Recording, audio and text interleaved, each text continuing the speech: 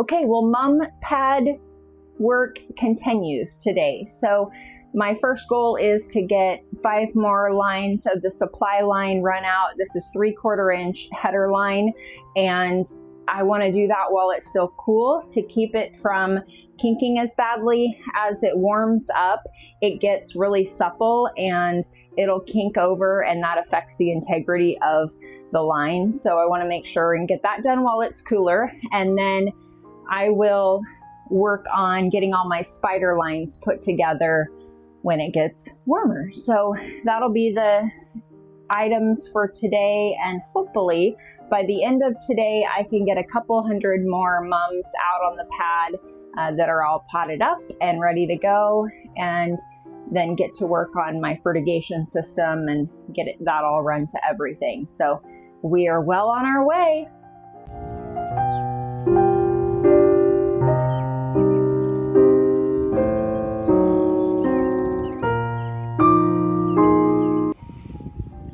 I've got my mum pad set up with 3/4 inch header line. So we've got our 3/4 inch header line, got this little 2x that I have cut to about 4 feet. So that's the spacing between each set of 4 mums that are on the pad.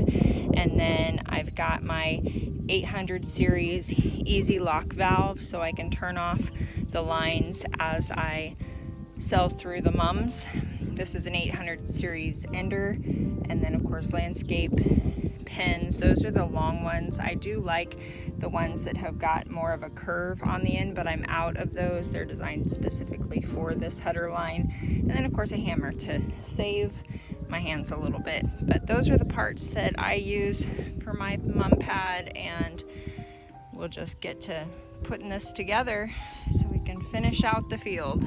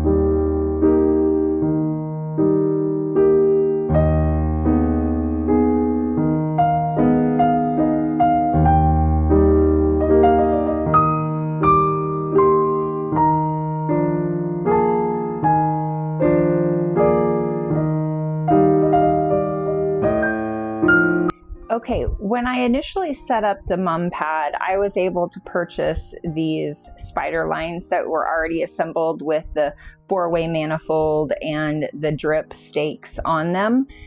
But everybody is out of those this year, and honestly, as I was piecing and parting this together, this is considerably less expensive to put it together yourself, although it's not necessarily easy.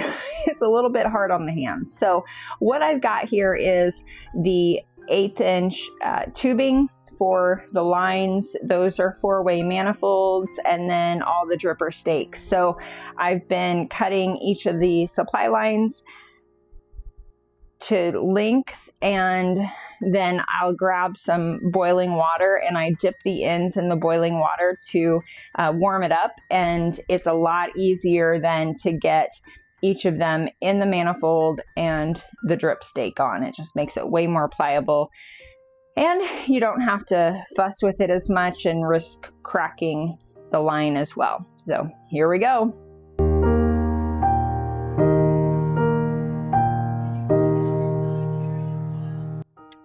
Okay, I've got my lines in hot water and they've been soaking for just a little bit to soften up.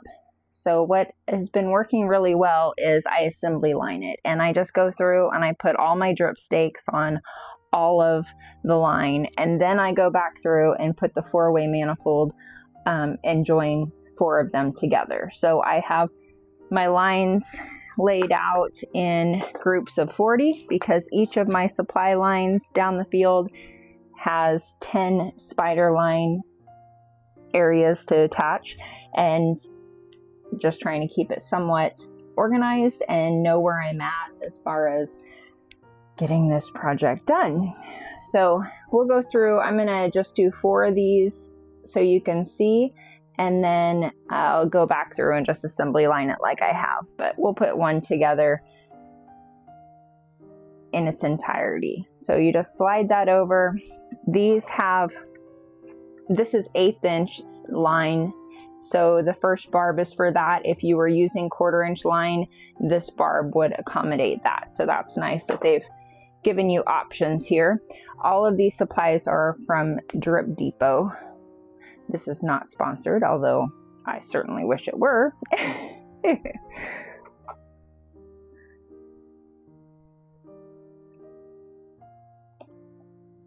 It just slides over. You can imagine doing several hundred of these is a little bit hard on the hands. So while this is definitely less expensive than buying them pre-assembled, I'm not 100% certain with the time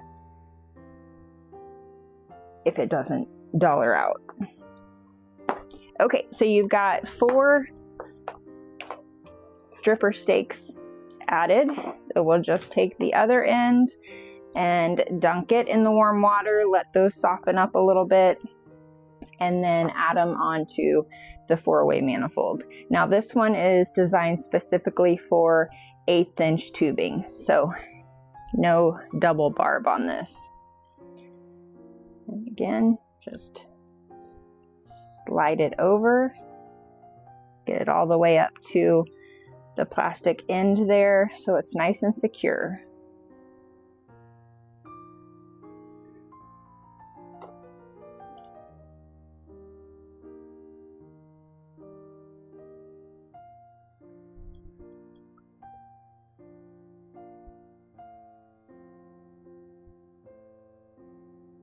Okay, one down, hundreds more to go.